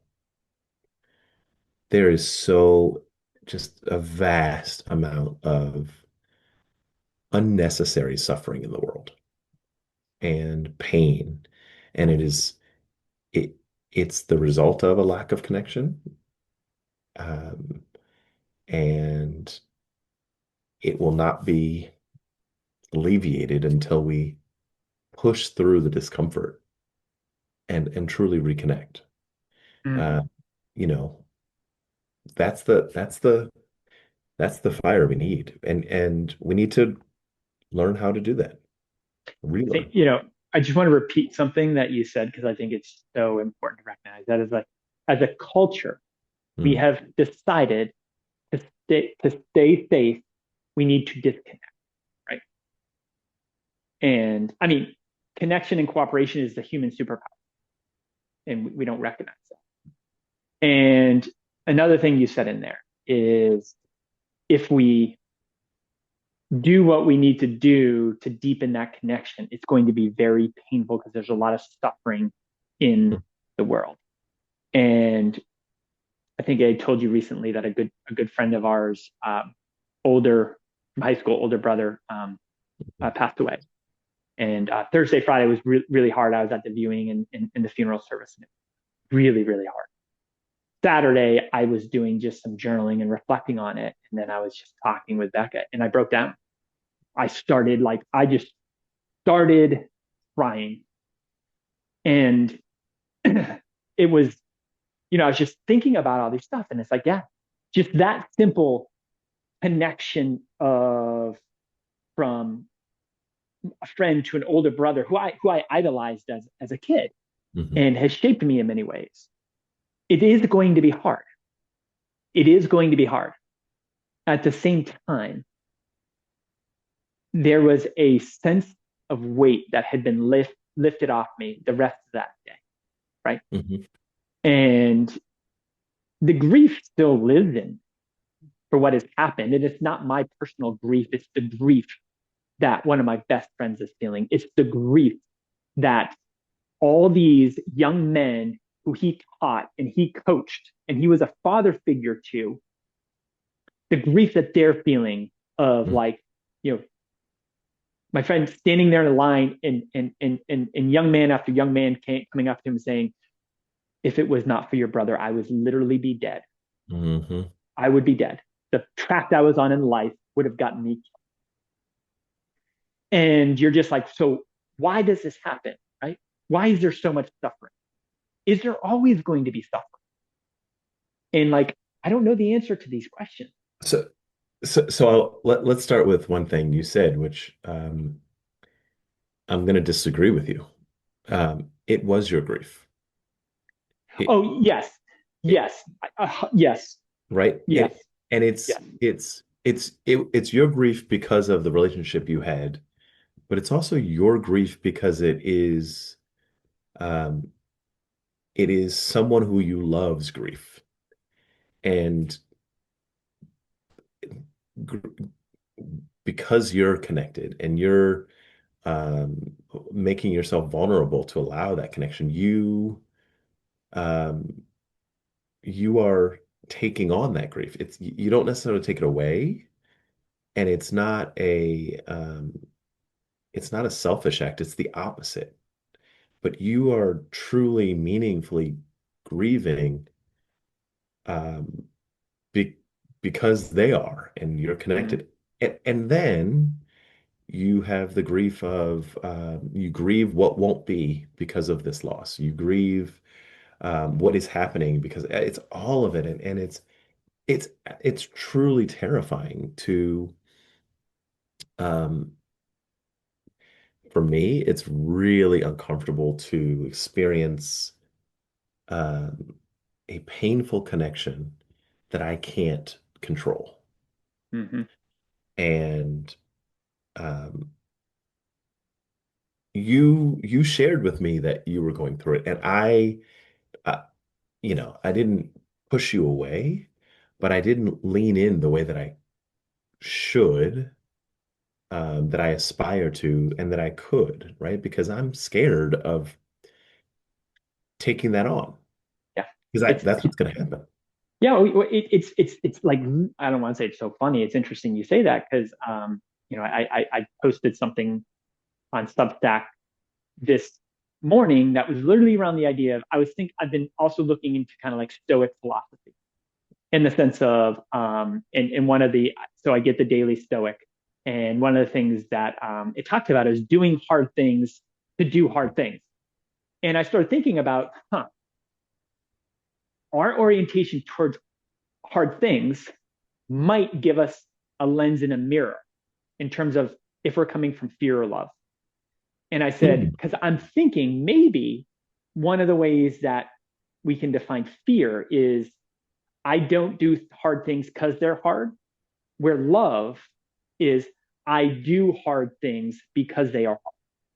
And this circles back on something you said in the conversation when we started it, is I told you love was easy. Mhm. And you said love's hard. And now I was like, love is hard. Love is really hard. Love was driving those 2.5, 3 hours to Mhm. be with my friend and sit in grief. The easy thing is to Knowingly. text and yes, the the Yep. the fear easy thing, the fear-based thing is to send text and condone, right? Mhm. And it's really got me thinking about when to be pulled by love, you you are it's hard, right? It's hard. And so and I'm like, how do we help people make that shift? And that's what I want to discover, right? It's because I would consider very love-based men, fear is showing up all the time in our life. All the time. I All the know time. I see it all my time in myself, and I'm like, wow. Yeah. All the time. Well, so part of what's hard is um, recognizing where you don't live up to what you aspire to, right? Where you can see your failures. Um, you asked the question, will there always be grief um, Or and suffering, suffering? suffering. Yeah, yeah. I think yes. Um, I think yes. So I don't have the same religious connection that I used to that I grew up with. And I mean religious, and I certainly don't even have the same spiritual connection that I grew up pursuing. I do have a lot of ideas about how we are meant to connect to the thing that I call God, which is not necessarily a man with a long white beard. Frankly, it's the thing that connects us, like Yes. that for me. Um, and again, thinking about the kind of Christian religious tradition, for the folks that study, what you kind of understand is hell, um, while it is a more modern construct, anyway, is the absence of the presence of God. So let's sort of like manipulate that and make hell about suffering and make God about connection. Suffering is just about a lack of connection. Um, Now that might seem not like a not idea, like KNOT, because when we're connected, we're going to experience each other's suffering. Um, but the source of suffering is lack of connection, and it won't always sync up. So, um, we are we are capable of a degree of um, empathetic connectedness, which will not be absent of suffering and pain, but will allow us to endure said pain. Mm. And it's the sake of you doing hard things for the sake of doing hard things. One of the things that scares me about, I'm going to call it a manipulation of Stoicism, is this idea of kind of callousness or tolerance, like pain tolerance. And that's not the point. Yeah. And I think that's kind of the sort of like point of entry is and it's why the popular version of Stoicism is so attractive to men, is it's like let things pass by like water rushing by you. Don't connect to it, don't interact with it. Acknowledge that it's passing you by, but don't let it come to you. And you get used to that. And so you develop a tolerance. And so then you can endure. And then you can walk about the world with disconnected indifference to what's happening around you. That is, I know that's not the right idea. And I suspect, um, and I would love to hear your thoughts, that's the absolute wrong understanding of what Stoicism is. Yeah. Stoicism fundamentally, the Daily Stoic is interesting, and I think it's a very interesting framework for men if they are actually viewing it through the way that the original Stoics were writing about it. And so you have Marcus Aurelius, right, and Mhm. Seneca, and basically say, well, if you're Stoic, you don't cry, you don't show emotions. It's like, no, you do, you Mhm. do, and they account that in their writings. What it is you feel these emotions, you express your emotions, you don't let them control you, right? Mhm. You are the commander of your ship. So if someone makes you angry, it's not in your best interest to let that anger control you. Why? Because that person is controlling Mhm. you. You need to be able to accept that and come from a place of, and this is how I view it, come from a place of love, come from a place of curiosity, come from a place of humility, from a place of creativity, right? As opposed to coming from a place of fear, coming from a place of revenge, coming from a place, I'm going to get them. And that's what Stoicism is about. Let me ask you a little bit of a sideways question. Um, what is choosing love about a manipulation? Is it a is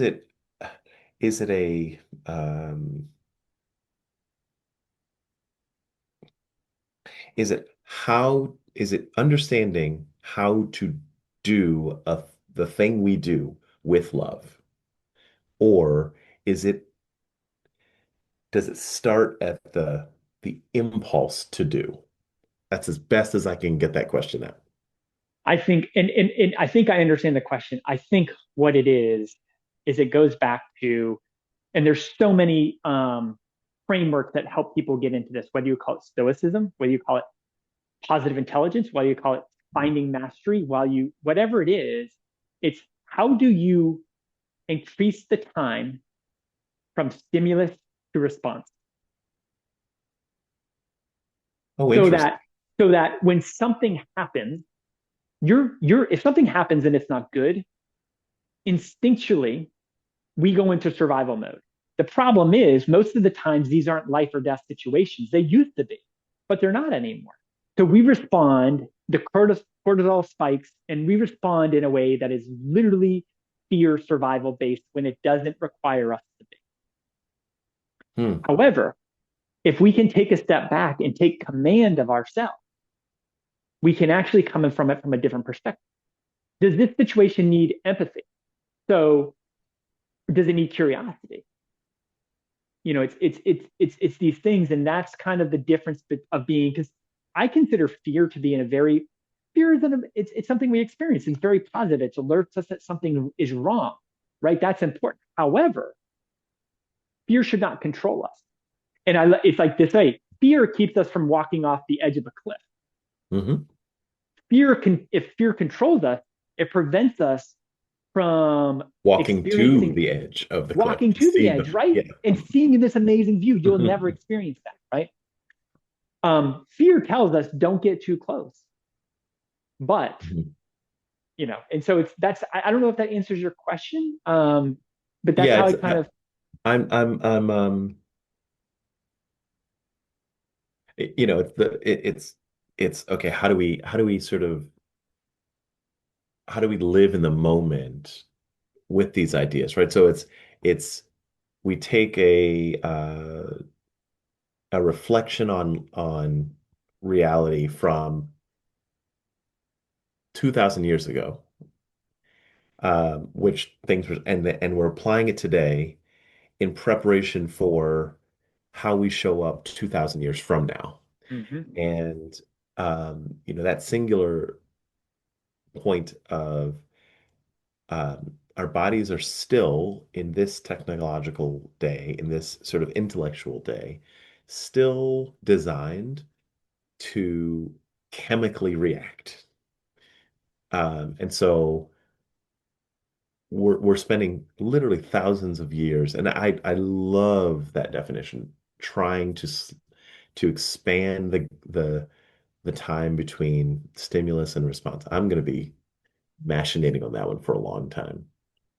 Um, And I want to be clear about one thing. I'm a horrible practitioner of that.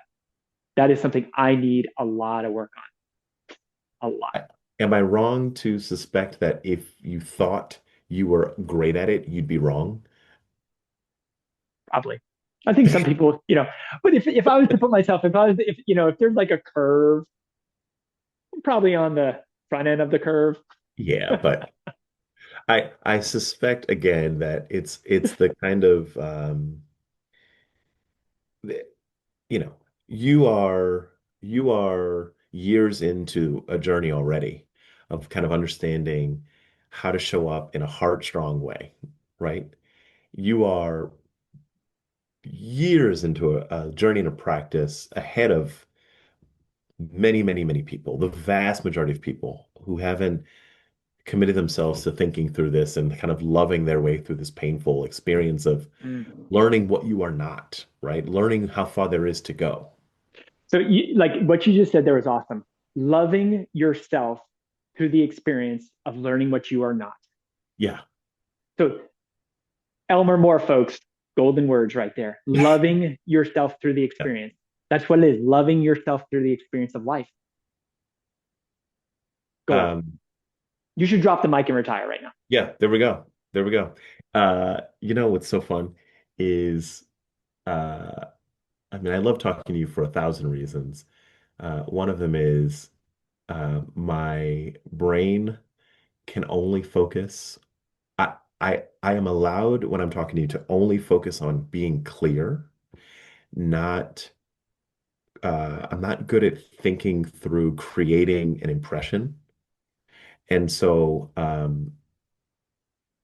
I'm working an idea, and then I kind of don't know it until I hear you say it.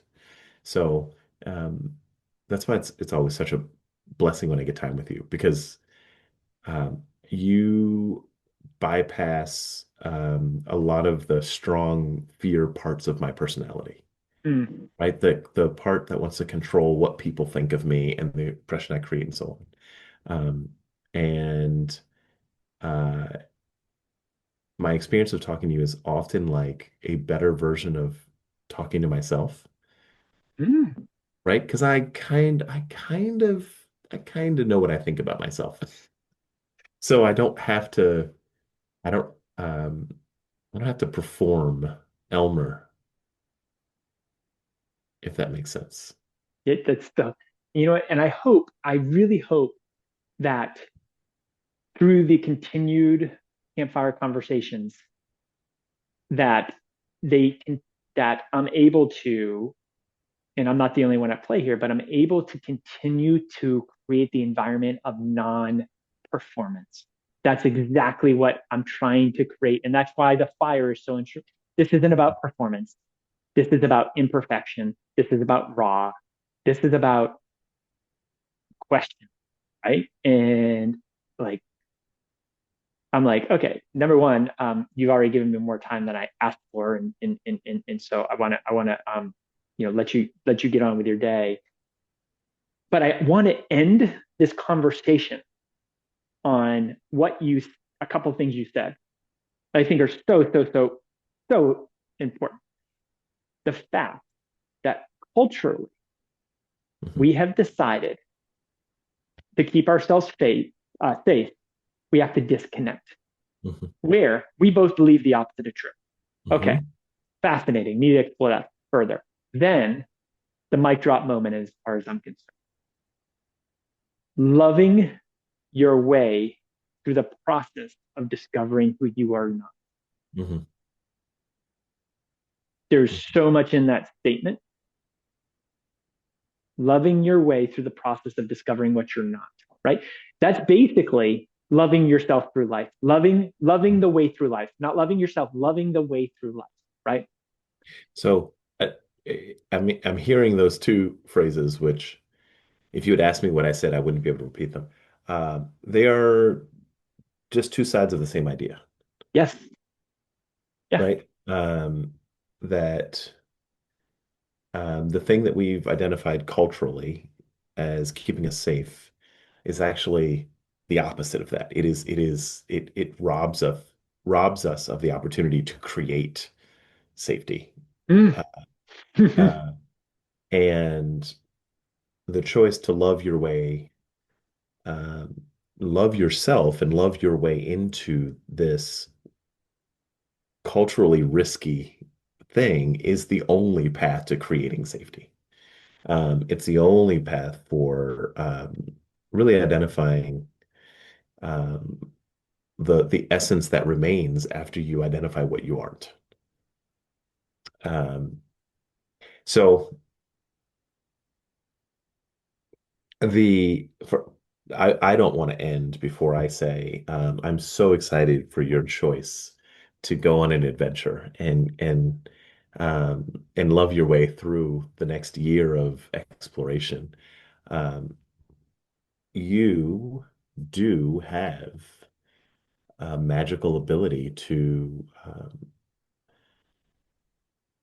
enhance the experience of safety so that people can do dangerous things. It is it is part of your magic. And I appreciate you saying.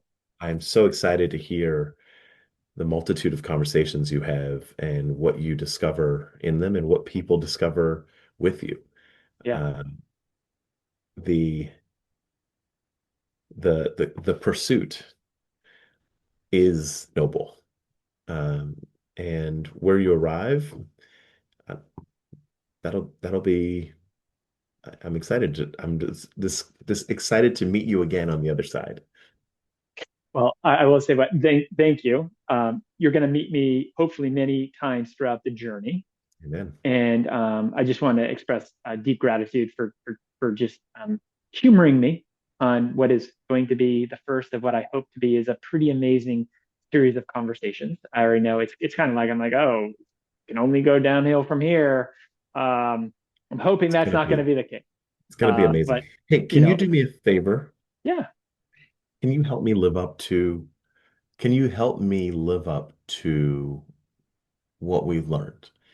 And so, you sent me a text. We were talking. You let me know about the passing of your friend's brother. Um, and if you don't expand, not even if you sense me creating disconnection, distance, I want I want you to help me by letting me know if you don't experience me connecting more. I want to live up to that. I And I will. I will. And you know the best way that I think I can do that, if I and you tell me, we're gonna have a code word. And I enjoy this. it's gonna be connection is the most powerful It's the most powerful. currency. Okay. And I will just say, remember, my friend Elmer, connection is the most powerful currency. Because you said it, not me. I just put it in different. I love you so much. Love you And too, brother.